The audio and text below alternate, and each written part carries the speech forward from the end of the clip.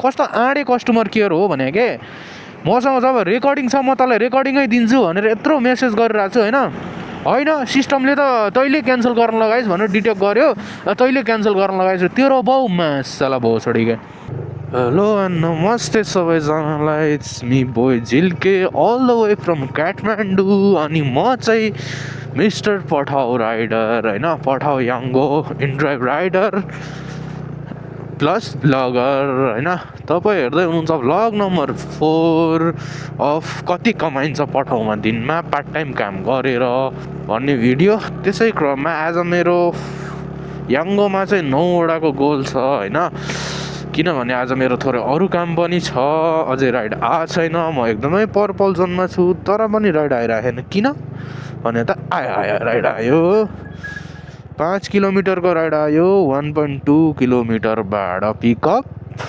Okay जानु पर्यो अब पिकअप गर्नु कतातिर होइसिन्छ दिदी होइन दिदी हो कि दाइ हो भनेपछि म चाहिँ अपोजिट घुम्नुपर्ने रहेछ यताबाट जानुपर्ने रहेछ सो त्यही हो आजको मेरो फर्स्ट राइड लागिसक्यो टाइम राइट नाउ इज 6 बजेर 59 मिनट अलमोस्ट 7 बज्यो घाम लागेन होइन जाडो अति छ कीर्तिपुरतिर होल काठमाडौँमै जाडो बढी छ हावा पनि त्यस्तै लगाइरहेछ अनि म जाँदैछु मेरो पहिलो कस्टमरलाई लिनुको लागि ए फोन पनि आयो हेलो म यो रारा हिलनिर ल हुन्छ ब्रदर हुन्छ म आइहालेँ ब्रदर चाहिँ इक्जाम दिन जाने अरे ढिलो भइसक्यो दाइ मलाई छिटो आइदिनु न है प्लिज भन्दैछ सो गएर ब्रदरलाई पहिला त इक्जाम सेन्टरमा पुऱ्याइदिन्छु होइन पैसाको कुरा त पछि गर्दै गरौँला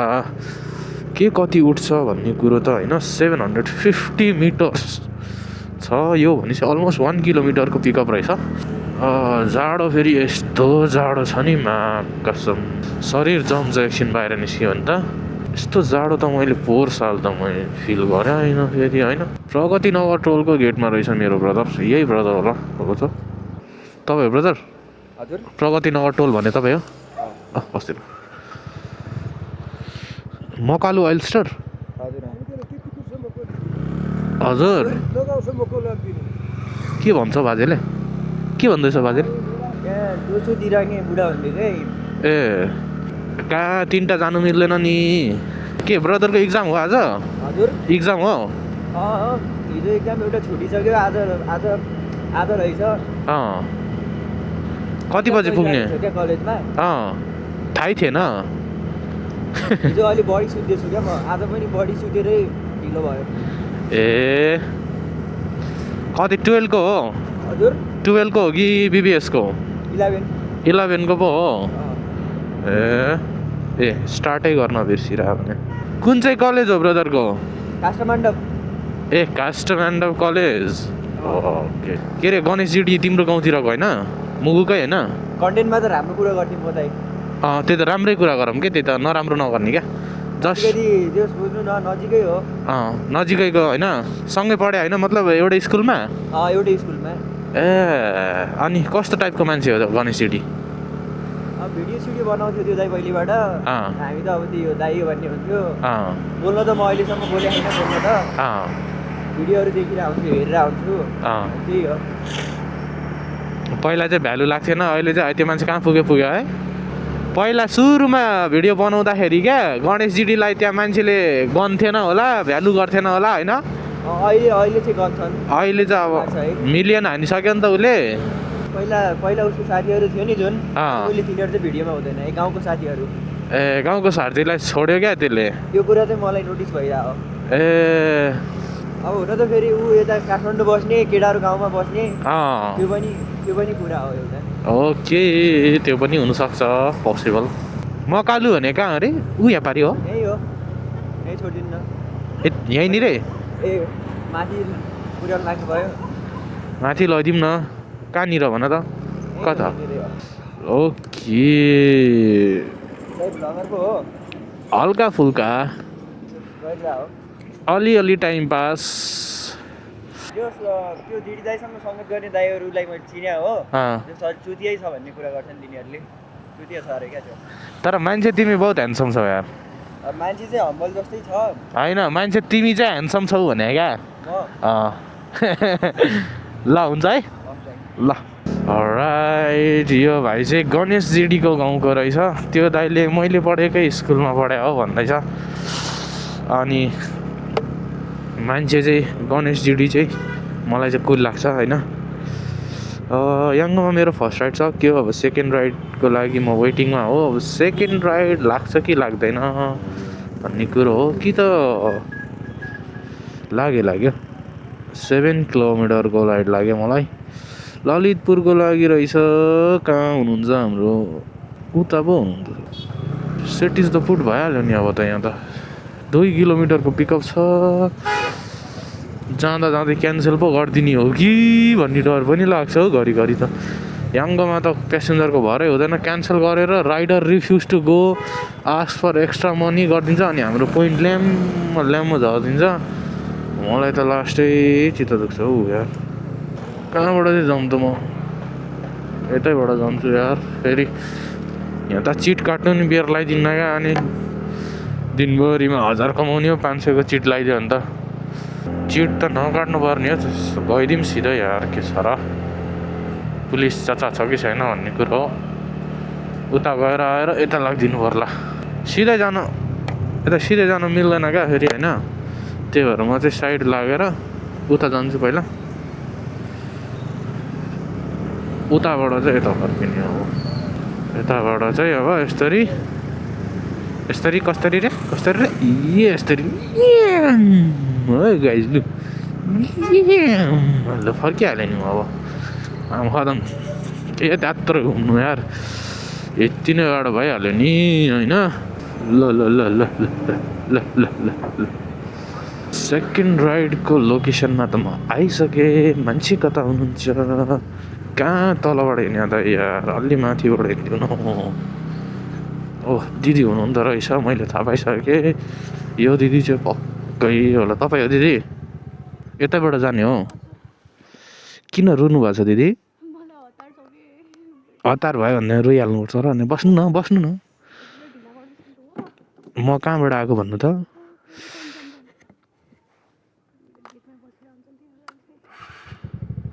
कहाँ हो जानुपर्ने? कहाँ हो जाने दिदी भन्नु त? शङ्खमुल हो। ओके यताबाट जान्छ होइन। शङ्खमुल जानुपर्ने दिदीलाई कीर्तिपुर ट्याङ्ला घाटबाट। ओ सेड होइन तपाईँलाई भने होइन दिदी मैले। टर्निङमा गाडी यसरी आइदिन्छ कि डरै लाग्दो। म त कहिलेकाहीँ त अचम्म लाग्छ हौ यो नेपालको मान्छेको ड्राइभिङ देखेर क्या। खत्रै रिस्की चलाइदिन्छ उनीहरूले क्या। हुन त बाटो पनि सानो छ के गरी चलाओस् होइन। बाटोको हालतै यस्तो छ यार। यो काठमाडौँकै हालत यस्तो छ भनेपछि अन्त नेपालको त के एक्सपेक्ट गर्नु। पोखराको बरु राम्रो छ बाटो। मुगलिङबाट पोखरा जाने बाटो त आम्मामा मक्खन पनि के त्यति चिल्लो हुन्छ न हौ। यो ठाउँलाई चाहिँ सीता पेट्रोल पम्प भन्छ कीर्तिपुरदेखि तल। अब हामी जाने यहाँबाट राइट साइड गयो भने ठ्याक्कै हिबलको पुगिन्छ। एउटा यही कलङ्कीको बाटो हो अलि राम्रो बनाएको भने। अरू त त्यस्तै हो खल्ली। फाइनली घाम पनि मैले देखेँ जस्तो लाग्यो। वाह घाम लाग्यो तर जाडो आज अलि कम छ कि। आज अलि कम भयो कि म हल्का ढिलो निस्केर चाहिँ आज जाडो कम भयो। बिहान त फेरि जाडै थियो। हिमालयन कलेज हो। इन्जिनियरिङ पढ्दै हो तपाईँ? ए ल ठिक छ दिदी। तपाईँको भविष्य सेफ छ। ल आइपुग्यो। ढिलो भइसक्यो तपाईँलाई? 84 भएछ है। ओके थ्याङ्क यू दिदी। के याङ्गो आएन राइड आएन?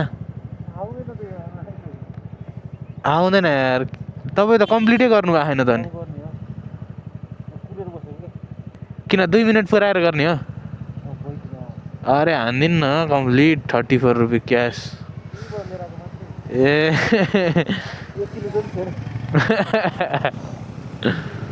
सही हो सही हो। यसले दाइ माइलेज कति दिन्छ यसले? यसले अँ राम्रै दिन्छ हो, राम्रै भनेको दिन्छ भनौँ न। 50-55 दिन्छ? पहिला पहिला किन्दाखेरि त दिन्थ्यो, अँ अहिले त्यो दिन्छ 50 दिन्छ 50 को आसपास। 50 आसपास दिन्छ। मैले यो लिने भने यार बेकारमा यो ल्याएँ कि। यसले मेरो 40-42 भन्दा दिन्न। हुन त पावर त फेरि खत्रै छ, पर्फर्मेन्स हो। यो चलाएपछि फेरि अरू फेरि कस्तो साइकल जस्तो लाग्छ कि। ल दाइ म त लागेँ है त। सब याङ्गो टोली त होला नि। अहिले जुन तपाईँले यो एरिया देख्नु भएको छ नि, यो चाहिँ सिनामङ्गलको सुकुम्बासी बस्ती हो होइन। यतातिर चाहिँ मेनली त्यो एउटा दाइले भन्नुभएको थियो मलाई अस्ति नै पठाउमा होइन, यतातिर चाहिँ होइन त्यो गाँजाहरू ड्रग्सहरू त्यस्तोको हुन्छ, कारोबार हुन्छ भन्ने सुनेको थिएँ कि मैले। अनि हो कि होइन त्यो त मलाई कन्फर्म त थाहा भएन होइन। तर त्यहाँ यहीँ बस्ने एउटा दाइले चाहिँ मलाई अस्ति नै भन्नुभएको थियो, भाइ यहाँ चाहिँ डेन्जर हुन्छ एरिया चाहिँ, यो एकदमै डेन्जर एरिया हो, यहाँ गाँजा साँजा ड्रग्सहरू खाने मान्छे हुन्छ, बिक्री हुन्छ, रिस्की एरिया यतातिर आउने बेला चाहिँ अलि कन्फर्मै गरेर आयो भन्नुभएको थियो होइन। अनि त्यही भएर तपाईँहरूलाई चाहिँ म यसो देखाइदिइहालौँ यहाँको एरिया भनेर क्या। विदेश जाने दाइ होला कि, विदेश नजानु क्या दाइ यार तपाईँ यार, के यार सब विदेश जान्छन् यार, अब के भन्नु यार। लाली जो बन्छ कि हजुर यति नै हो होइन। त्यो पासपोर्टवाला दाजु चाहिँ यहीँ हुनुपर्ने हो, लोकेसन चाहिँ यही हो टक्कै। कहाँनिर छ त हाम्रो पासपोर्ट? फोन गर्छु है म त्यो दाइलाई। दाइ पासपोर्ट लिन आउनु, तपाईँको पासपोर्ट लिन आउनु दाइ, पासपोर्ट ल्याइदिएर आफू तपाईँको कहाँनिर हुनुहुन्छ भने। सिटिजन बैङ्कमै छु के म पनि। त्यहाँ रहेछ लोकेसन, फेरि माथितिर खाने रहेछ के। अनि यो लाउनु तपाईँको पासपोर्ट, तपाईँले दिनु पऱ्यो। हजुर 59 रुपियाँ भयो है, 60 रुपियाँ भनौँ न। तपाईँको चाहिँ मेन पावर हो कि कस्तो? मेन पावर हो ए, सिल्भर कर्नर हो। ओके थ्याङ्क यू दाइ। अनि अब नास्ता खाने बेला पनि भयो, अब नास्ता खानु पऱ्यो, चना अन्डा, त्यसपछि घर जानु पऱ्यो होइन। त्यसपछि बाँकी राइड चाहिँ म बेलुका कम्प्लिट गर्छु, फेरि मलाई उता पढ्नु पनि छ अलिकति होइन। सो त्यही हो, किप वाचिङ द भिडियो भन्न चाहन्छु म। यहाँनिर चाहिँ नास्ता खाइदिउँ क्या जस्तो लाग्यो मलाई, चना अन्डा छ। ओके अब म चना अन्डा लप्काउँछु होइन। By by.